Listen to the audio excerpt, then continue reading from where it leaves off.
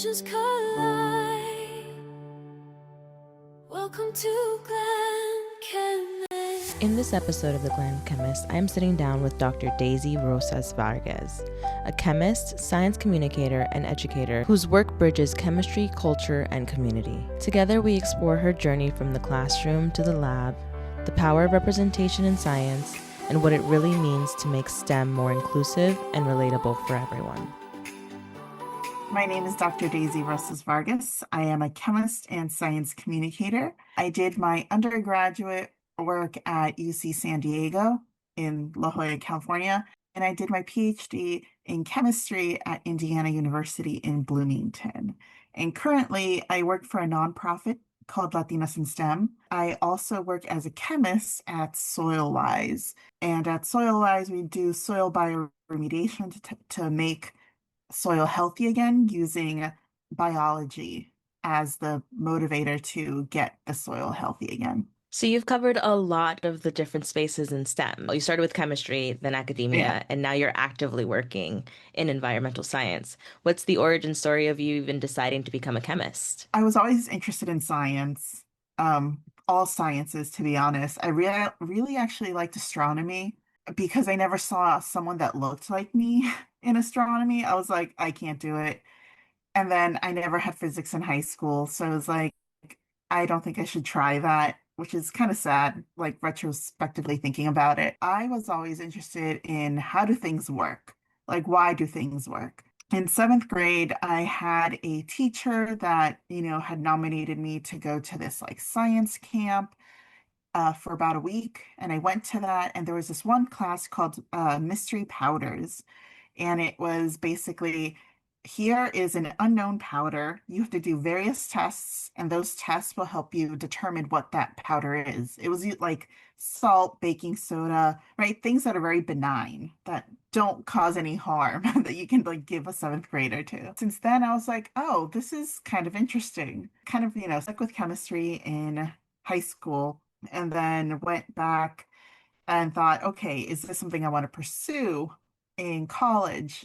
And at that point, I liked biology, but I didn't like it enough because I kind of don't like the sight of blood. I was like, I can't do biology with that. And so I was like, you know what? I'm gonna do chemistry. And the idea with chemistry was that I was gonna probably head into forensics because I really liked the idea of solving problems and kind of having a real world application. Coursework was like going okay. I had a really good chemistry teacher in high school where like she prepared me enough for that like first year of college for chemistry. So it was like not that challenging, but it was that second year when you would get introduced to organic chemistry where it became a little bit of a challenge. But I kind of liked that challenge. So organic chemistry has to do with like the study of life in chemistry, specifically dealing with elements like carbon, hydrogen, oxygen, nitrogen. It's like the basis of what makes up life. And there are these things in organic chemistry where you kind of have to do a lot of problem solving. You kind of notice certain patterns in that type of organic chemistry world. And that's something that I really liked. And it was very different from what I thought I would end up doing, which was forensic science, which is more analytical, using instruments, a lot of math. With organic chemistry, it's really a lot of visualization, and I'm a visual person. So that's what really attracted me to that. I stuck with it for 4 years, and it wasn't until like 9 weeks before graduating where I was like, what am I going to do? That's so And relatable. yeah, but I was lucky that I actually 9 weeks, this happened literally 9 weeks before I graduated. We were on a quarter system, right? So quarters are like 10 weeks each. I had a professor who gave us an assignment. We had to give a small presentation on a reaction that, none of us were familiar with, and we were supposed to teach it to our classmates. It was a small class, like of 11 students. And so me and my partner, did this presentation, and then afterwards he came up and was like, "Have you ever thought about teaching?" He's like, "You have a really good voice for like explaining things, and you have like the voice of like a I agree. teacher." And I was like, I don't know. Like it had never occurred to me. At that point, I was like, okay, maybe this is something I can do. that's when I'm like, okay, well, it's too late to apply to graduate school. So I had to like wait an entire year. Didn't have any like background in research because apparently it's too late to do research like your junior and senior year in undergrad, which I think is ridiculous, but People really do start their career in STEM and then find different Mhm. avenues to go into. And a lot of it is based around whether or not we choose to go the PhD route or higher education route. Whatever Yeah, those barriers might be, whether it's like the MCATs or the GREs or just access to anything, I think that's when we all decide to really change our mind and pivot, whether we're going to go into industry or yeah, whatever the next move is. What was that time like that uncertainty after you've spent all this time? Because STEM is really rigorous and it's a really yes. hard thing to do.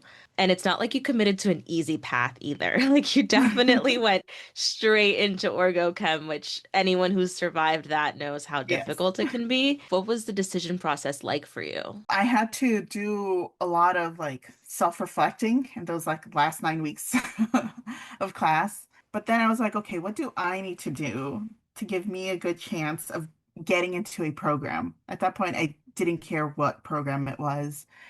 So I quickly was able to apply to a couple of local internships at a pharmaceutical company actually in La Jolla called Novartis. Luckily, I was able to get that internship and I stayed there for like 8 months. So that time period, so I kind of gathered my research experience there. Um, but at the same time, like, what is it? The GREs are apparently only given like at a certain time of the year.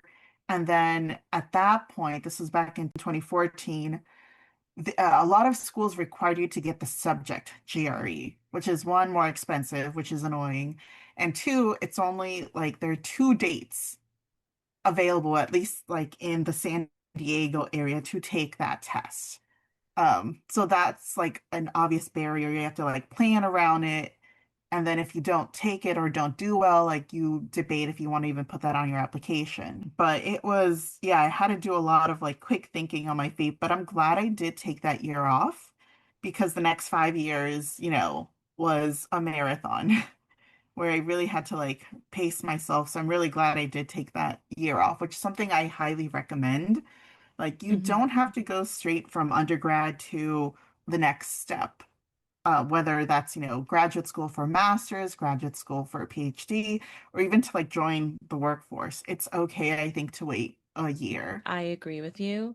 I was one of those folks that went straight from undergrad into industry. And I speak about this a little bit in the podcast that the last 5 years, I have felt the extreme burnout of not having taken that time to really self reflect the way you did and decide what I want to do with all of the hard work that I've done.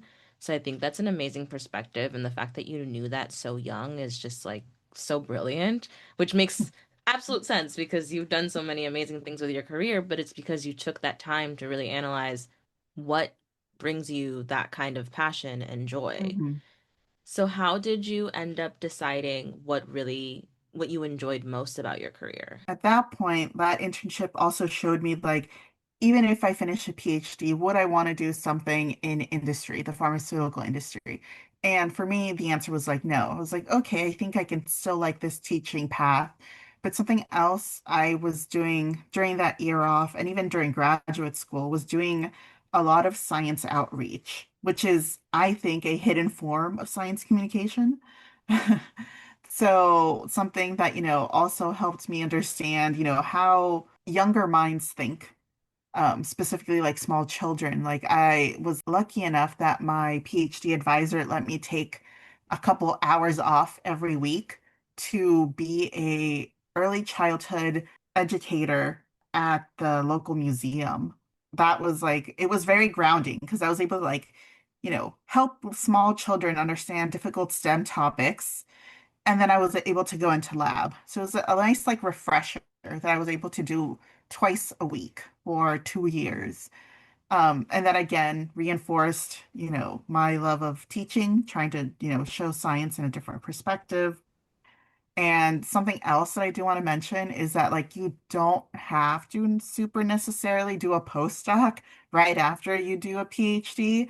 if you want to go into just like a teaching role, which is what I did. I became like a teaching professor, so I didn't get to do any research. I don't mind the research, but it's not something that I was like particularly interested in like continuing after just doing 5 years of research. There are positions that exist where you just get to teach, which is like great because it gives you time to do like some other things. So yeah, I was a professor at a small liberal arts college in the Northeast. It was a small town, but what was nice is that there was like a couple of science museums, and I was able to be on the board for one of them, and I volunteered at the other one, and I was able to help out with some of the programming to help the other one, which was actually a paleontological museum. So I ended up getting very familiar with Devonian fossils, which have nothing to do with chemistry, but it's still something that I enjoy, like something that small, young Daisy would enjoy. Seems like you've just followed the things you really enjoyed, which is actually quite nice to think about because I feel like people, when they think of STEM, it's very like there's a checklist, right? Do the exams, you take all the AP classes and take the SAT so you can get into the right college. You get into college, you do all the most rigorous courses, get all of the credits that you need in order to get your bachelor's and your master's. You get the master's, you get the PhD, then you go to postgrad. Like it's very strategic, it's very like chronological, and you've decided to do the things that like, well, what would little me have the most fun doing? She wants to play with kids and teach them about something that I'm already passionate about. And Mhm. then I get to go and work with students and teach them what I already really love. And then I get to go and play again and learn something new. I really love your approach to how you've done it. It's so different from the way I've done it. I feel like I've forced myself right through that checklist, and I never thought how much fun you can have in those different spaces. So I feel like your messaging right now is hitting me right where I needed it. I love how adventurous you are even now. You're working even with Latinas in STEM. Like that's a different approach. Now you're on social media. Now you're doing something completely different with your career and Mhm. even more modern and finding new ways to use your skills. Hey, Genesis here with a quick update before we dive back in. I'm proud to announce that we've launched the Glam Chemist app. Using the app, you can send in voice, video, or text questions for the podcast and chat and network with other listeners. The app's in beta right now, and your feedback will shape what comes next. So become a part of the experiment and visit the link in our bio today to try out the new app. Now back to the episode. You've had the coolest career. Like it sounds like you've had fun. It sounds like you've done so many rewarding things. Like it's really inspirational to think that there are things that you can do in STEM that don't feel pigeonholed. Like if you do the one thing, you do the one thing forever. And you've done away with that idea and really had fun with it. And it sounds like your career has been very full. What kind of information should we be seeking if we want to get involved in more nonprofits or if we want to use our science skills in a different way that maybe isn't academia or industry based? I thought I was kind of going, like you said, like through the check boxes, but I guess I also inadvertently did all these little things that like helped me to be able to do what I can do today. Honestly, start as a volunteer somewhere. I think that's kind of how I started. I feel like it's a lot easier to find volunteer opportunities now than it was like 10 years ago. Because social media, like I see like what we do for Latinos in STEM. It's like if we need volunteers, we send like either a newsletter, or we post it on social media. So like signing up for newsletters for different organizations that either are near you or even are national ones that, may have smaller chapters in different parts of the country. That could be something where you can start looking at. Yeah, because like back in the day, it was, I don't know, I think it might have been just like Facebook. I saw one Facebook post and I was like, sure, I can volunteer a couple days of the week to help with this like program thing. But besides that, like, yeah, if you have any local museums, no matter how small, you don't have to volunteer at a big museum. Like, there's multiple ones in New York. I think the ones that I first started volunteering at were actually smaller, which is can work for you because it's you get to know the people better and they are more they're willing to like help you in like doing and learning things, which I think was a huge advantage. I never really thought to even find that information as far as like seeking it as a volunteer. I always thought it was something that like you had to pursue as a career. So I think Mhm. that you're a great example as well, to our listeners of like it's okay to kind of reach into those spaces that you don't necessarily see yourself or see people that are like you, and it's Yeah. okay to be the first, which is Yes. another thing that's worth talking about. So you mentioned Latinas in STEM. Tell me a little bit more about Latinas in STEM because that's how you and I found each other. Yes. And the work you're doing with them is awesome. I've been engaging with your content for years, and you guys have grown so much, and now you're at a Mhm. level where you're getting sponsorships and Yeah. doing amazing events. So tell me a little bit about how you got involved and how it's grown since you've been a part of it. So I'm going to backtrack a little because I think this kind of explains a little bit why Latinas in STEM was coincided at the right time. It took me about 27 years to meet the first Latina chemist like ever. So it took me 27 years. It was the last year of graduate school when this happened. Like just to And find another one, like other just than to find another yourself. one. Yeah. Like, Wow. yeah, because like in undergrad, I was like the only Latina in chemistry. In graduate school, there was like a handful of us, but like to see someone who was a professor, to see like someone that was in the career that I wanted, it took me 27 years. Where I'm like, it should not take any child 27 years, an adult 27 years to see someone that looks like them. I always now look back at like, hey, if I can give a child the opportunity to see someone that, either looks like them doing something that interests them or just showing them that like not everybody has to be a white male in chemistry, I think is a good thing at the end. And so with Latinas in STEM, it kind of really coincided where I had just left my job as a professor. And I was kind of thinking of getting back into like maybe the museum space, doing more of that type of outreach. They had posted this position to help out. I thought that the skills that I had from being on a board at a science museum would really help me with this position. And so it just started off with, just like handling the social media, the newsletter stuff, to now I'm trying to like coordinate volunteers for different types of programs. We're trying to expand different programs from like mentorship to doing these small events in different cities across the US called Connections and Cafecito.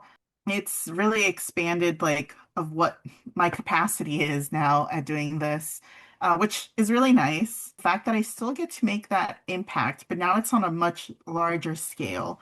This is like a national organization, a national nonprofit compared to like when you're a professor, it's very limited to, the people that you interact with every day. But here you can still make a difference. Like, we're still making like content where it's like, let's talk a little bit about the science of X, Y, and Z, right? But we're reaching a much larger audience. And maybe it's something that they see or hear that makes them interested in what we're talking about. You talked a little bit about teaching. What would you say that in that time you learned about yourself as an educator? And then what do you think you learned from your students during that time? This was right actually during the pandemic. I guess I defended my PhD August 5th of 2019. I started work August 16th of 2019. So something that I feel like that teaching experience taught me is to be flexible, which is something I take now is like it is okay to not do something just one way and stick with one way. What advice would you give educators given what you've learned from that time? Be flexible. It's okay to prioritize yourself. Kind of with like, you don't have to stick with the same career your entire life. Something I learned in like the span of 2 weeks is I learned how to edit. I learned how to use Adobe like Suite, specifically like making videos. So what is it? Adobe Premiere, knowing how to do like audio editing. It was, yeah, I learned a lot. Wow, I might need Which, your advice at this point. I oh, think during the pandemic, we all had to learn how to start our own production studio at home. yeah. Let's talk a little bit about, because girl, your career is vast. You have done some incredible things. I am so incredibly impressed, and I'm so glad that we're talking about it because I think a lot of folks will understand the art of the pivot, and it's okay to like try something different and be open to trying something that may not have seemed accessible to you or something that you may have not Hmm. even thought about. So that brings us to a really good space to talk about SoilWise. So you're actively working with Latinas in STEM, but you've recently started working with SoilWise. What is that organization? Yeah, so SoilWise is actually a small company from a friend, Lin Fang. And January 6th, right, we ended up getting these fires in Southern California. So at the time I was in Pasadena. Pasadena is just below Altadena, so that's the Eaton fire.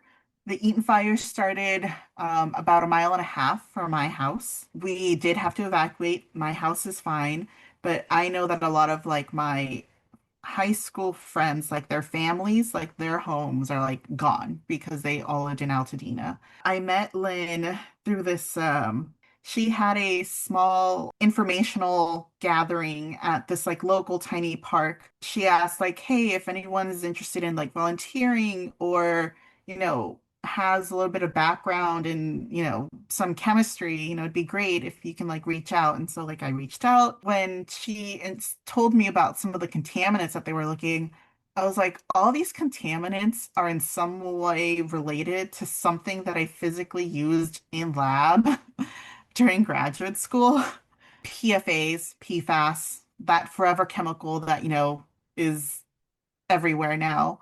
Yeah. Dioxins and furans, different metals. So my specialty is organometallic chemistry. So taking organic chemistry and like metals from like the D block of the periodic table, and it's basically a combination of that. So those contaminants literally just like spoke to me in terms of like, yeah, I've worked on these. Yeah, you were the perfect resource. Like you were the I perfect I expert was. for them to bring in. Yeah, and so I started out with doing some consulting work and then eventually into, do you actually want to help us more like in the process of, doing some soil collection, sending it out to the labs. We have to write reports because we analyze the reports that the lab sent us. So then we analyze it to translate it into a way that the client can understand it. I mean, it's terrifying to like look at some of the results, but you need some type of context and in a language that, is understandable. Because chemists can talk to chemists, but can a chemist talk to your next door neighbor? That's Hmm. the important process. And so now I've been with them and, we're training people right now to help us because we're getting a lot of inquiries and also starting to give some like small like classes on soil bioremediation around the area.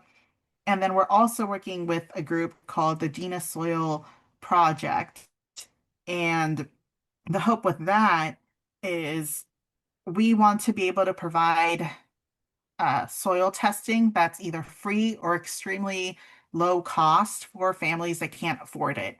Because a lot of people still haven't been able to test their soil because it's so expensive. Like the idea is, can we hopefully gather funds and provide this service at free or low cost? The idea is, again, if we have enough funds, we can help bioremediate the property. So we can help them make their Wow. property safer for them as they decide to rebuild or where they want to rebuild. Because I think they're at the point where they're able to get the blueprints from an architect.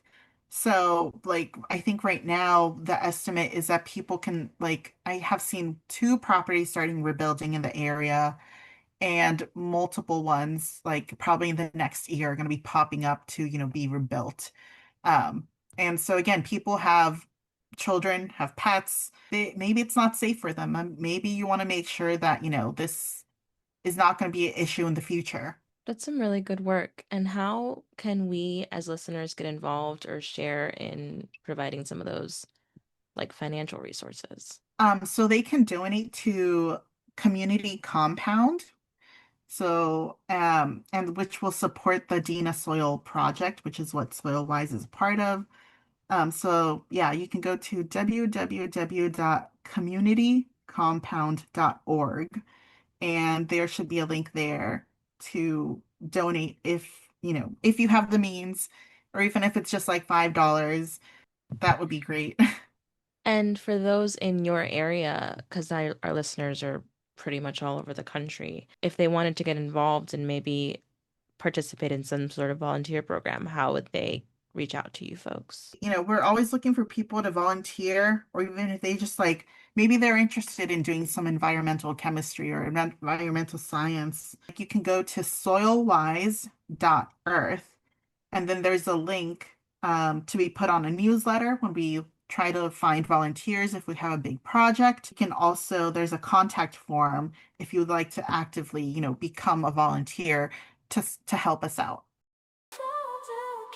There's so much more that Daisy and I shared in our conversation, and I'm proud to say that soon the Glen Chemist will be on Patreon. If you want to access full episodes and longer conversations, I highly recommend you keep an eye out on our Instagram and social media to see an update on when those Patreon episodes will go up. Thank you guys again for listening. I'm really excited for the new season of this podcast. Knowing that certain areas have a lot more health concerns because of the air quality and the soil quality and the water quality in Yeah. the area. And that's something that I don't think people realize is done by someone in science and someone in either chemistry or biology or microbiology and is really doing the work to make sure that these environments are now safe or these places are easily accessible to people and children and animals. But there's the group of moms that are advocating for air quality. They live in these communities that are marginalized communities with all of this, plastic development or big industry around them. And then their kids are incredibly sick with asthma at a very young age. And the one culprit is the environment. And how do we figure that out? It takes a scientist to go in It there takes a and go scientist, it get takes curious. years, right? So Yeah. It no, takes funding, it takes yeah, everything. that brings me back to what I was kind of like mentioning is that so a lot of the people moved from the Midwest. So obviously, like we know California was colonized, but in the 1800s, like mid 1800s, a lot of people from the Midwest came into this area, um, and a lot of the homes are built, a lot of the standing homes are from like the 1900s, early 1920s. And a lot of the paint that was used was actually lead-based paint on the outside. So that's where a lot of the lead comes from. Lead was finally banned in paint in like, I think it was the mid to late 1970s by like the EPA. Because the scientists realized, hey, this is probably not good, right? And so since then, like the paint, doesn't have lead, but because like the fire burned through the layers of like, let's say modern paint and then like any paint before the 1970s, like all that stuff had lead. And so that's kind of what we're seeing in the soil. Like that's part of the reason there's lead there. But again, what is it? There was lead in fuel for a long time too. So like if any cars burned down, that were like older cars, a lot of people had older cars in those areas. Who knows who the real culprit of these minerals are? It could have been the fire, it could have been the buildings, it could have been everything. So you guys are It's trying so hard to Yeah, find and pinpoint, because a cleanup site. no one had any like idea of like just the health of like what was underneath that entire area. But apparently no one is taking into consideration like is the ground, is the soil, is the foundation around the home, is it healthy or safe enough for a person or a small child to be in that area? Like you said, we can talk about it all day long because it's something that we've actively learned for many years, and we understand. Um, just when you think of like academically, we learn that in school. And I get how someone who's not aware wouldn't even think about questioning those things or even asking to test the soil or the water. Yeah, I think you bring on a good point because, so for example, the major contaminant, like that's a metal that we see is lead. And you're like, okay, why is there lead in the soil if there never used to be a factory there or anything in the Altadena area? So this area was, I guess, became populated by people by what do I want to call, I don't want to say colonizers. I mean, it's Um, the reality too, because it the point is. I was going Okay. to pivot to was that, like, right now we're dealing with a lot of things in our country that are undermining a lot of scientists and Yeah. undermining a lot of folks who are doing this research or have been doing this research. Um, and the reality is, this is just where we are. Like, our Yeah, country for sure. has exploited a lot of our natural resources, Yeah, and it takes scientists and it takes people who really are working really hard to be experts in their field to do this active work and to be advocates for the communities in this way. And I think that exactly. people don't realize that that's a job. Someone has worked rigorously, like you have gotten multiple degrees to understand what these minerals are doing in our environment. And unfortunately, right now, it's not something that the entire collective of our country is appreciating as good work. So I also want to use this platform to highlight those things that yes, it we have these jobs for a reason. There's a reason why Yeah. we can be experts in this field. Like even for Hmm. myself, I've worked in cosmetic science, but a lot of it is consumer goods. I have to be aware of how to protect a consumer when they're using Yep. these products because it's something that we don't know if there's a lot of things I can't use because it's not ethical to allow someone to put it on their face or put it on their body or give it Yeah. to their children. Even when we think of like food science, Oh, there's yeah. so much research around food science, and it also has to do with what you study as well. It's like there's certain soil that we can't actually Hmm. cultivate Yeah. because it's not inhabitable. It's not healthy for someone to consume goods that come from soil that has lead or any other contaminants in there. Yeah. And I think Exactly. that we, like you said, chemists can talk about this all day long and we can talk about it all day long. But that doesn't mean that, a regular person who works at the bank understands what we're doing in that area. And what would you say is the best thing you've learned from all of your different careers? Like what's something that stands with you today and that you're gonna, if you could teach it to somebody else, it's the one message. One, be patient with yourself and be flexible. I feel like that has helped me with these certain unexpected pivots or what people would assume is a pivot, or for example, like the notion of like leaving academia. Yeah, you don't have to stick to one thing. It's okay. I do miss teaching though. I do miss like the teaching inside a classroom, but I am doing teaching like in a slightly different way that, still satisfies like that initial like passion that I have. And also don't be afraid to explore like careers that, I hate using this word like non-traditional. I'm like, who the hell gets to decide what tradition is? Like academia and industry or tradition? It's That like part. all I was like, there has to be a better word. Like alternative is the word that I'm introducing and trying to use more. But I feel like alternative also diminishes that There's, like career path. So I hate that word too. I was like, I yeah, think the English language just doesn't have a word for just saying a I other know. way, a other career. I've been liking multi-hyphenate a lot. Multi-hyphenate means like I'm a content creator, I'm also a scientist, I'm also a business owner, I'm also, you know, I might also have a personal brand or I might Hmm. be a philanthropist. But like one example is a young lady I'm going to speak to soon. She is a astrobiologist, but she's also a pageant queen and works in her community to provide STEM and advocacy for young women I in think I know who STEM. you're talking about, Yeah, maybe. and there's actually a lot of them. Yeah. So it's like they're Yeah. multi-hyphenated. It's not just one thing. And I think I'm glad that you said that because I myself am in the point in my life where I feel like I've abandoned something as opposed to like this is an opportunity to try something new. Hmm. So that advice really, really helps to think that, you don't have to think of it as the be all end all that you left Yes. academia or that you left a career. It just allows room for you to try something different or use your understanding, which is exactly what you've done is use Yeah. all of the skills you've acquired to pursue this alternative career. Um, but yeah, there really isn't a word for it. And I think it's actually quite disappointing to think that you have to do the same thing forever. So during my PhD, I didn't just work on one project, which is sometimes like what a lot of students do as they do their graduate work. I had multiple projects, but only one of them came into fruition with a paper. But I was able to like switch back and forth, like, okay, I don't have any more ideas for this one. I'm gonna move on to the other one and try different ideas for that one. And I would just like switch, bounce back and forth. And like my PhD advisor noticed, he's like, you seem to thrive when you have like these slightly multiple things where you can just like pivot.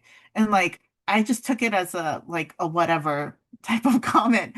But now I'm like, oh, I like the idea that, I get to work on different things every day. For example, I'm doing like this, and then I get to do a little bit of like report analysis later. And I have to apparently prep for a small workshop that I'm going to be teaching at like next month, right? So it's like I like the idea of doing different things, but they all still stem back to like something that, I really enjoy. Like I enjoy science communication. Like I get to do that both with like Latinas and STEM and with SoilWise. How can we communicate STEM, or in this case, chemistry, environmental chemistry, to the general public where it's not terrifying when people use terms incorrectly? I'm like, that's how you scare a lot of people. And it's like you have to provide them with the facts, but you have to provide them with the facts in the correct way and in the correct manner to not over sensationalize something, which is really Yeah. annoying. Yeah, like it's infuriating how they can, again, sensationalize and over dramatize these situations by using words completely out of context. Mhm. And then we sound like the crazy tin hat people where we're like, Yeah. no, that's not how it is.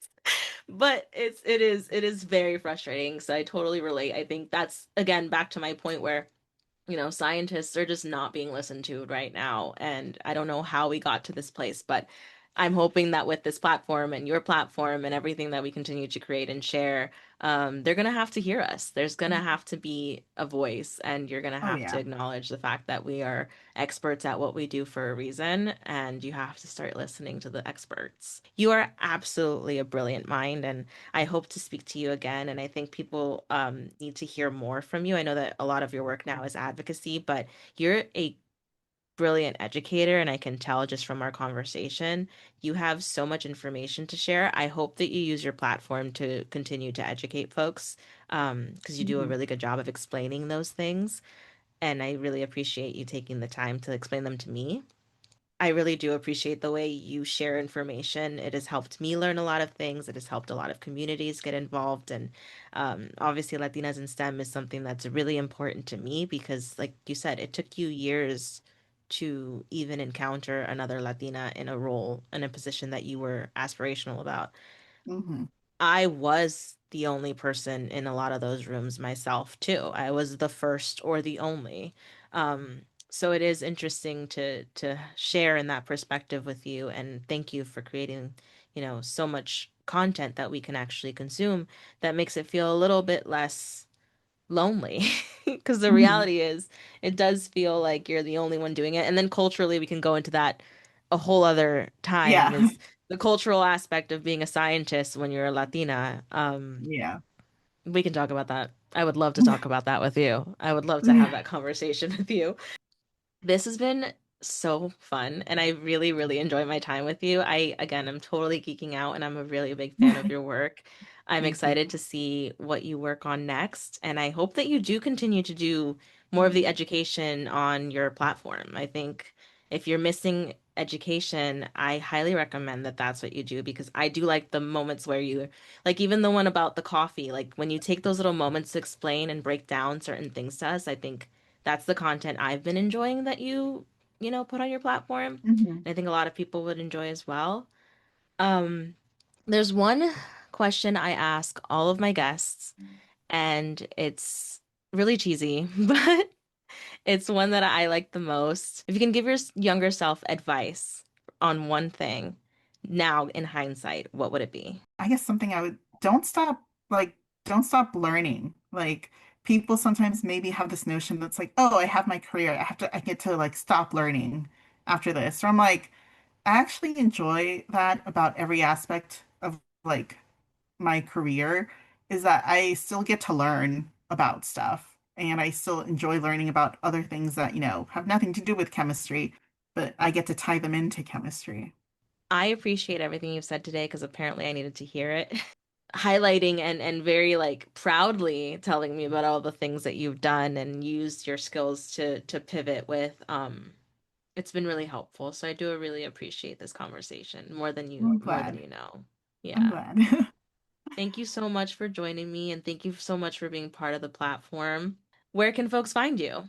So I'm on Instagram, dr.daisyrosasv. I also have a website.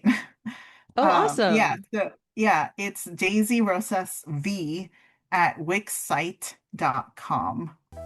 I'm proud to announce that you can find the Glam Chemist podcast on any platform that shares podcasts. You can also find us on Instagram, TikTok, YouTube, Facebook, LinkedIn, and Lemonade.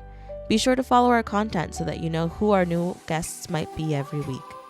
Also use that platform to ask any questions or suggest anyone that you would like to participate in the podcast. This entire platform is for you. We will work together to build this community, and my goal is to share all the information you might need. So feel free to ask. I'll do my best to speak to those folks so that we can all share in the conversation. New episodes will be released every Wednesday. You'll hear some familiar voices and find some new ones. The Glam Chemist podcast is a Hija de Lolitas production. The episode's jingle was created by Producer AI. Recording and editing is done by your host, Genesis Velasquez.